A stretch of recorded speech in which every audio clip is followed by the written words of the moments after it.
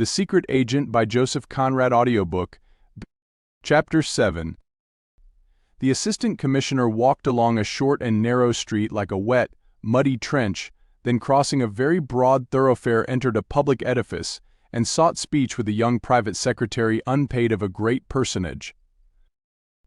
This fair, smooth-faced young man, whose symmetrically arranged hair gave him the air of a large and neat schoolboy, met the Assistant Commissioner's request with a doubtful look and spoke with bated breath. "Would he see you?" "I don't know about that. He has walked over from the house an hour ago to talk with the permanent undersecretary, and now he's ready to walk back again. He might have sent for him, but he does it for the sake of a little exercise, I suppose. It's all the exercise he can find time for while this session lasts. I don't complain, I rather enjoy these little strolls. He leans on my arm and doesn't open his lips, but I say he's very tired and well not in the sweetest of tempers just now. It's in connection with that Greenwich affair. Oh, I say, he's very bitter against you people, but I will go and see, if you insist." "Do. That's a good fellow," said the Assistant Commissioner. The unpaid secretary admired this pluck. Composing for himself an innocent face, he opened a door and went in with the assurance of a nice and privileged child. And presently he reappeared, with a nod to the Assistant Commissioner, who, passing through the same door left open for him, found himself with the great personage in a large room. Vast in bulk and stature, with a long white face which, broadened at the base by a big double chin, appeared egg-shaped in the fringe of thin grayish whisker, the great personage seemed an expanding man. Unfortunate from a tailoring point of view, the cross folds in the middle of a buttoned black coat added to the impression, as if the fastenings of the garment were tried to the utmost. From the head, set upward on a thick neck, the eyes, with puffy lower lids, stared with a haughty droop on each side of a hooked aggressive nose, nobly salient in the vast pale circumference of the face. A shiny silk hat and a pair of worn gloves lying ready on the end of a long table looked expanded too, enormous. He stood on the hearthrug in big, roomy boots and uttered no word of greeting. "I would like to know if this is the beginning of another dynamite campaign," he asked at once in a deep, very smooth voice. "Don't go into details. I have no time for that." The Assistant Commissioner's figure before this big and rustic presence had the frail slenderness of a reed addressing an oak, and indeed the unbroken record of that man's descent surpassed in the number of centuries the age of the oldest oak in the country. "No, as far as one can be positive about anything, I can assure you that it is not." "Yes, but your idea of assurances over there," said the great man, with a contemptuous wave of his hand towards a window giving on the broad thoroughfare, "seems to consist mainly in making the Secretary of State look a fool. I have been told positively in this very room less than a month ago that nothing of the sort was even possible." The Assistant Commissioner glanced in the direction of the window calmly. "You will allow me to remark, Sir Ethelred, that so far I have had no opportunity to give you assurances of any kind." The haughty droop of the eyes was focused now upon the Assistant Commissioner. "True," confessed the deep, smooth voice. "I sent for heat. You are still rather a novice in your new berth, and how are you getting on over there?" "I believe I am learning something every day." Of course. I hope you will get on." "Thank you, Sir Ethelred. I've learned something today, and even within the last hour or so. There is much in this affair of a kind that does not meet the eye in a usual anarchist outrage, even if one looked into it as deep as can be. That's why I am here." The great man put his arms akimbo, the backs of his big hands resting on his hips. "Very well, go on. Only no details, pray. Spare me the details." "You shall not be troubled with them," Sir Ethelred the Assistant Commissioner began, with a calm and untroubled assurance. While he was speaking, the hands on the face of the clock behind the great man's back, a heavy, glistening affair of massive scrolls in the same dark marble as the mantelpiece, and with a ghostly, evanescent tick, had moved through the space of 7 minutes. He spoke with a studious fidelity to a parenthetical manner, into which every little fact, that is, every detail fitted with delightful ease. Not a murmur nor even a movement hinted at interruption. The great personage might have been the statue of one of his own princely ancestors, stripped of a crusader's war harness and put into an ill-fitting frock coat. The assistant commissioner felt as though he were at liberty to talk for an hour. But he kept his head, and at the end of the time mentioned above he broke off with a sudden conclusion, which, reproducing the opening statement, pleasantly surprised Sir Ethelred by its apparent swiftness and force. The kind of thing which meets us under the surface of this affair, otherwise without gravity, is unusual in this precise form at least, and requires special treatment. The tone of Sir Ethelred was deepened, full of conviction. I should think so, involving the ambassador of a foreign power. Oh, the ambassador, protested the other, erect and slender, allowing himself a mere half-smile. It would be stupid of me to advance anything of the kind, and it is absolutely unnecessary, because if I am right in my surmises, whether ambassador or hall porter, it's a mere detail. Sir Ethelred opened a wide mouth like a cavern, into which the hooked nose seemed anxious to peer. There came from it a subdued rolling sound, as from a distant organ, with the scornful indignation, "Stop. No, these people are too impossible. What do they mean by importing their methods of Crim Tartary here? Turk would have more decency." "You forget, Sir Ethelred, that strictly speaking we know nothing positively as yet." "No, but how would you define it?" "Shortly. Barefaced audacity amounting to childishness of a peculiar sort." "We can't put up with the innocence of nasty little children," said the great and expanded personage, expanding a little more, as it were. The haughty, drooping glance struck crushingly the carpet at the assistant commissioner's feet. "They'll have to get a hard rap on the knuckles over this affair. We must be in a position to— What is your general idea, stated shortly? No need to go into details." "No, Sir Ethelred. In principle, I should lay it down that the existence of secret agents should not be tolerated, as tending to augment the positive dangers of the evil against which they are used. That the spy will fabricate his information is a mere commonplace, but in the sphere of political and revolutionary action, relying partly on violence, the professional spy has every facility to fabricate the very facts themselves, and will spread the double evil of emulation in one direction, and of panic, hasty legislation, unreflecting hate on the other. However, this is an imperfect world." The deep-voiced presence on the hearthrug, motionless, with big elbows stuck out, said hastily, "Be lucid, please." "Yes, Sir Ethelred, an imperfect world. Therefore, directly the character of this affair suggested itself to me, I thought it should be dealt with special secrecy, and ventured to come over here." "That's right," approved the great personage, glancing down complacently over his double chin. "I am glad there's somebody over at your shop who thinks that the Secretary of State may be trusted now and then." The assistant commissioner had an amused smile. "I was really thinking that it might be better at this stage for Heat to be replaced by—" "What, Heat? An ass, eh?" exclaimed the great man, with distinct animosity. "Not at all. Pray, Sir Ethelred, don't put that unjust interpretation on my remarks." "Then what?" "Too clever by half." "Neither, at least not as a rule. All the grounds of my surmises I have from him. The only thing I've discovered by myself is that he has been making use of that man privately. Who could blame him? He's an old police hand. He told me virtually that he must have tools to work with.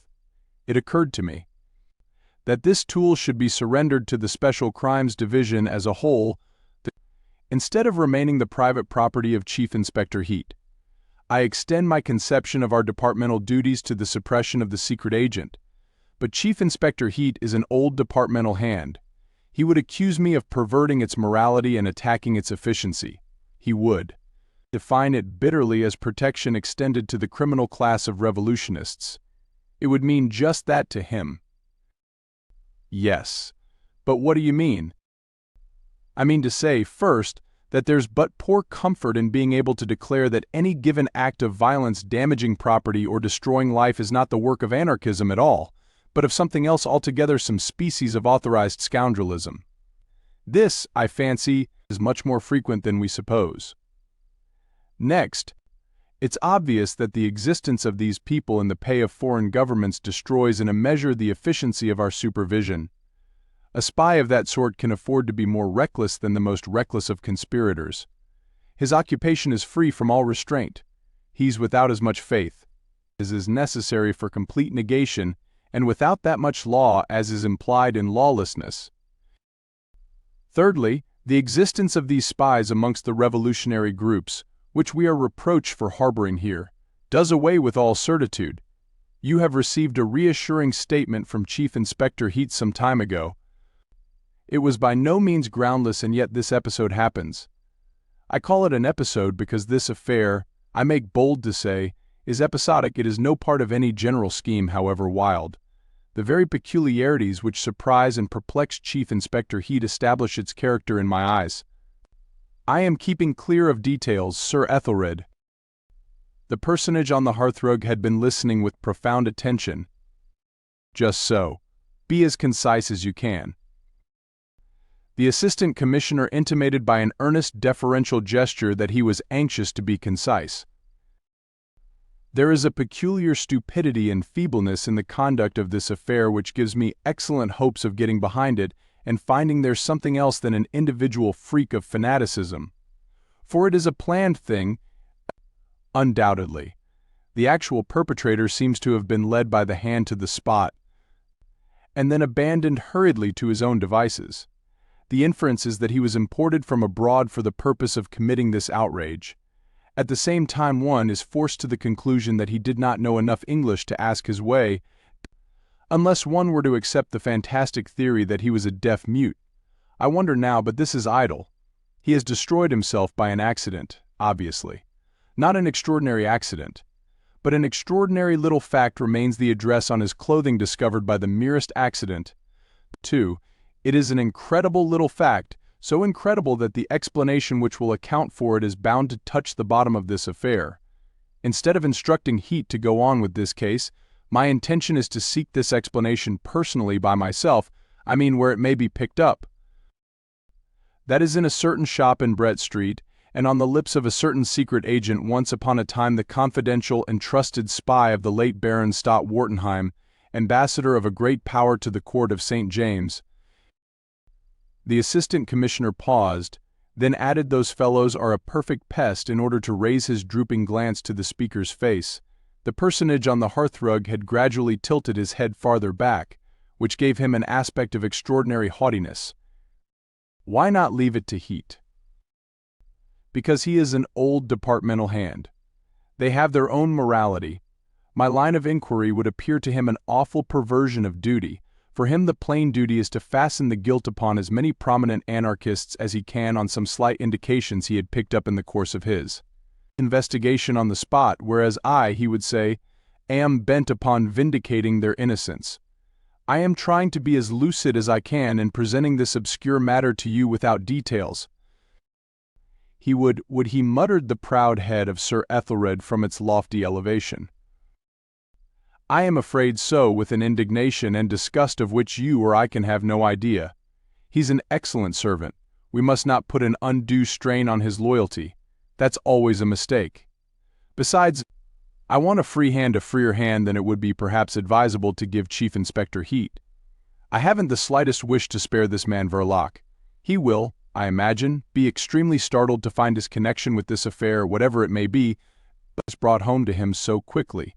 Frightening him will not be very difficult, but our true objective lies behind him somewhere. I want your authority to give him such assurances of personal safety as I may think proper. Certainly, said the personage on the hearthrug. Find out as much as you can find it out in your own way. I must set about it without loss of time, this very evening, said the Assistant Commissioner. Sir Ethelred shifted one hand under his coat tails and, tilting back his head, looked at him steadily. We'll have a late sitting tonight, he said. Come to the house with your discoveries if we are not gone home. I'll warn Toodles to look out for you. He'll take you into my room." The numerous family and the wide connections of the youthful-looking private secretary cherished for him the hope of an austere and exalted destiny. Meantime, the social sphere he adorned in his hours of idleness chose to pet him under the above nickname.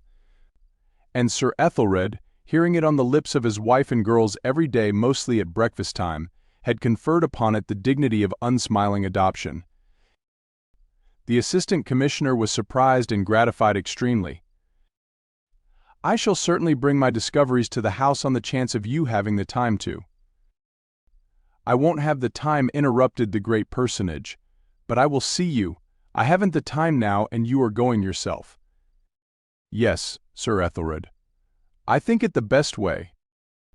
The personage had tilted his head so far back that, in order to keep the assistant commissioner under his observation, he had to nearly close his eyes. "Ha!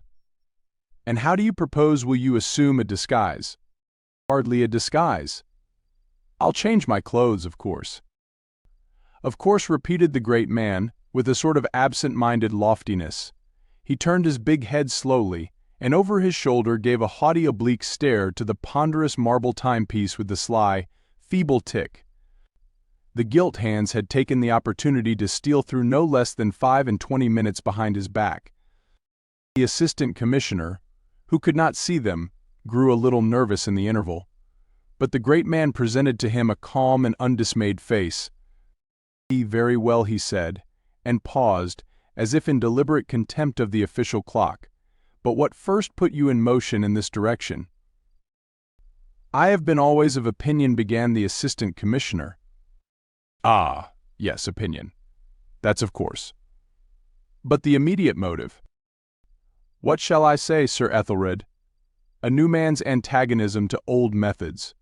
A desire to know something at first hand. Some impatience. It's my old work, but the harness is different. It has been chafing me a little in one or two tender places." "I hope you'll get on over there," said the great man kindly, extending his hand, soft to the touch, but broad and powerful like the hand of a glorified farmer. The assistant commissioner shook it and withdrew. In the outer room, Toodles, who had been waiting perched on the edge of a table, advanced to meet him, subduing his natural buoyancy. "Well? Satisfactory?" he asked with airy importance. "Perfectly." "You've earned my undying gratitude," answered the assistant commissioner, whose long face looked wooden in contrast with the peculiar character of the other's gravity, which seemed perpetually ready to break into ripples and chuckles. "That's all right, but seriously, you can't imagine how irritated he is by the attacks on his bill for the nationalization of fisheries. They call it the beginning of social revolution. Of course it is a revolutionary measure, but these fellows have no decency, the personal attacks." "I read the papers," remarked the assistant commissioner. "Odious, eh? And you have no notion what a mass of work he has got to get through every day. He does it all himself, seems unable to trust anyone with these fisheries. And yet he's given a whole half-hour to the consideration of my very small sprat," interjected the assistant commissioner. "Small, is it? I'm glad to hear that. But it's a pity you didn't keep away then. This fight takes it out of him frightfully. The man's getting exhausted. I feel it by the way he leans on my arm as we walk over, and I say, 'Is he safe in the streets?' Mullins has been marching his men up here this afternoon. There's a constable stuck by every lamp-post, and every second person we meet between this and Palace Yard is an obvious takeet. Will get on his nerves presently. I say, these foreign scoundrels aren't likely to throw something at him, are they? It would be a national calamity. The country can't spare him. Not to mention yourself." "He leans on your arm," suggested the assistant commissioner soberly. "You would both go." "It would be an easy way for a young man to go down into history. Not so many British ministers have been assassinated as to make it a minor incident. But seriously now, I am afraid that if you want to go down into history you'll have to do something for it. Seriously, there's no danger whatever for both of you but from overwork." The sympathetic Toodles welcomed this opening for a chuckle. "The fisheries won't kill me. "I am used to late hours," he declared with ingenuous levity, but feeling an instant compunction, he began to assume an air of statesmanlike moodiness, as one draws on a glove. His massive intellect will stand any amount of work. It's his nerves that I am afraid of. The reactionary gang, with that abusive brute Cheeseman at their head, insult him every night. "If he will insist on beginning a revolution," murmured the assistant commissioner, "the time has come, and he is the only man great enough for the work," protested the revolutionary Toodles, flaring up under the calm, speculative gaze of the assistant commissioner. Somewhere in a corridor a distant bell tinkled urgently, and with devoted vigilance the young man pricked up his ears at the sound. "He's ready to go now," he exclaimed in a whisper, snatched up his hat, and vanished from the room. The assistant commissioner went out by another door in a less elastic manner. Again he crossed the wide thoroughfare, walked along a narrow street, and re-entered hastily his own departmental buildings. He kept up this accelerated pace to the door of his private room. Before he had closed it fairly, his eyes sought his desk. He stood still for a moment, then walked up, looked all round on the floor, sat down in his chair, rang a bell, and waited. "Chief Inspector Heat gone yet?" "Yes, sir. Went away half an hour ago." He nodded. That will do. And sitting still, with his hat pushed off his forehead, he thought that it was just like Heat's confounded cheek, to carry off quietly the only piece of material evidence, but he thought this without animosity. Old and valued servants will take liberties. The piece of overcoat with the address sewn on was certainly not a thing to leave about. Dismissing from his mind this manifestation of Chief Inspector Heat's mistrust, he wrote and dispatched a note to his wife, charging her to make his apologies to Michaelis' great lady, with whom they were engaged to dine that evening. The short jacket and the low, round hat he assumed in a sort of curtained alcove containing a washstand, a row of wooden pegs, and a shelf, brought out wonderfully the length of his grave, brown face. He stepped back into the full light of the room, looking like the vision of a cool, reflective Don Quixote, with the sunken eyes of a dark enthusiast and a very deliberate manner. He left the scene of his daily labors quickly like an unobtrusive shadow. His descent into the street was like the descent into a slimy aquarium from which the water had been run off. A murky, gloomy dampness enveloped him. The walls of the houses were wet, the mud of the roadway glistened with an effect of phosphorescence, and when he emerged into the Strand out of a narrow street by the side of Charing Cross Station, the genius of the locality assimilated him. He might have been but one more of the queer foreign fish that can be seen of an evening about there flitting round the dark corners. He came to a stand on the very edge of the pavement, and waited. His exercised eyes had made out in the confused movements of lights and shadows thronging the roadway the crawling approach of a hansom. He gave no sign, but when the low step gliding along the curbstone came to his feet, he dodged in skillfully in front of the big turning wheel, and spoke up through the little trap door almost before the man gazing supinely ahead from his perch was aware of having been boarded by a fare. It was not a long drive. It ended by signal abruptly, nowhere in particular, between two lamp-posts before a large drapery establishment, a long range of shops already lapped up in sheets of corrugated iron for the night.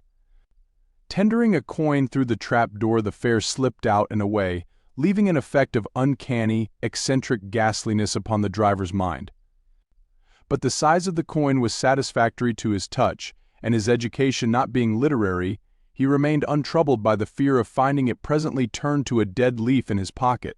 Raised above the world of fares by the nature of his calling, he contemplated their actions with a limited interest. The sharp pulling of his horse right round expressed his philosophy. Meantime the assistant commissioner was already giving his order to a waiter in a little Italian restaurant round the corner, one of those traps for the hungry, long and narrow, baited with a perspective of mirrors and white napery without air, but with an atmosphere of their own, an atmosphere of fraudulent cookery mocking an abject mankind in the most pressing of its miserable necessities. In this immoral atmosphere the assistant commissioner, reflecting upon his enterprise, seemed to lose some more of his identity. He had a sense of loneliness, of evil freedom. It was rather pleasant. When, after paying for his short meal, he stood up and waited for his change, he saw himself in the sheet of glass, and was struck by his foreign appearance. He contemplated his own image with a melancholy and inquisitive gaze, then by sudden inspiration raised the collar of his jacket. This arrangement appeared to him commendable, and he completed it by giving an upward twist to the ends of his black mustache. He was satisfied by the subtle modification of his personal aspect caused by these small changes. "That'll do very well," he thought. "I'll get a little wet, a little splashed." He became aware of the waiter at his elbow and of a small pile of silver coins on the edge of the table before him. The waiter kept one eye on it, while his other eye followed the long back of a tall, not very young girl who passed up to a distant table looking perfectly sightless and altogether unapproachable. She seemed to be a habitual customer. On going out, the assistant commissioner made to himself the observation that the patrons of the place had lost in the frequentation of fraudulent cookery all their national and private characteristics. And this was strange, since the Italian restaurant is such a peculiarly British institution. But these people were as denationalized as the dishes set before them, with every circumstance of unstamped respectability. Neither was their personality stamped in any way professionally, socially, or racially. They seemed created for the Italian restaurant, unless the Italian restaurant had been perchance created for them. But that last hypothesis was unthinkable, since one could not place them anywhere outside those special establishments. One never met these enigmatical persons elsewhere. It was impossible to form a precise idea what occupations they followed by day and where they went to bed at night. And he himself had become unplaced.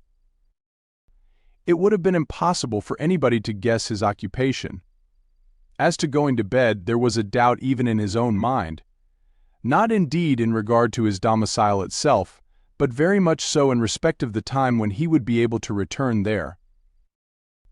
A pleasurable feeling of independence possessed him when he heard the glass doors swing to behind his back with a sort of imperfect, baffled thud. He advanced at once into an immensity of greasy slime and damp plaster interspersed with lamps, and enveloped, oppressed, penetrated, choked, and suffocated by the blackness of a wet London night, which is composed of soot and drops of water. Brett Street was not very far away. It branched off, narrow, from the side of an open triangular space surrounded by dark and mysterious houses, temples of petty commerce emptied of traders for the night. Only a fruiterer's stall at the corner made a violent blaze of light and color. Beyond all was black, and the few people passing in that direction vanished at one stride beyond the glowing heaps of oranges and lemons. No footsteps echoed. They would never be heard of again. The adventurous head of the Special Crimes Department watched these disappearances from a distance with an interested eye. He felt light-hearted, as though he had been ambushed all alone in a jungle many thousands of miles away from departmental desks and official inkstands. This joyousness and dispersion of thought before a task of some importance seems to prove that this world of ours is not such a very serious affair after all. For the assistant commissioner was not constitutionally inclined to levity. But the policeman on the beat projected his sombre and moving form against the luminous glory of oranges and lemons, and entered Brett Street without haste. The assistant commissioner, as though he were a member of the criminal classes, lingered out of sight, awaiting his return. But this constable seemed to be lost for ever to the force. He never returned, must have gone out at the other end of Brett Street. The assistant commissioner, reaching this conclusion, entered the street in his turn, and came upon a large van arrested in front of the dimly lit window panes of a carter's eating house. The man was refreshing himself inside, and the horses, their big heads lowered to the ground, fed out of nosebags steadily. Farther on the opposite side of the street, another suspect patch of dim light issued from Mr. Verloc's shop front, hung with papers, heaving with vague piles of cardboard boxes in the shapes of books. The assistant commissioner stood observing it across the roadway. There could be no mistake. By the side of the front window, encumbered by the shadows of nondescript things, the door, standing ajar, let escape on the pavement a narrow, clear streak of gaslight within. Behind the assistant commissioner, the van and horses, merged into one mass, seemed something alive, a square-backed black monster blocking half the street, with sudden iron-shod stampings, fierce jingles, and heavy, blowing sighs. The harshly festive, ill-omened glare of a large and prosperous public house faced the other end of Brett Street across a wide road. This barrier of blazing lights, opposing the shadows gathered about the humble abode of Mr. Verloc's domestic happiness, seemed to drive the obscurity of the street back upon itself, make it more sullen, brooding, and sinister.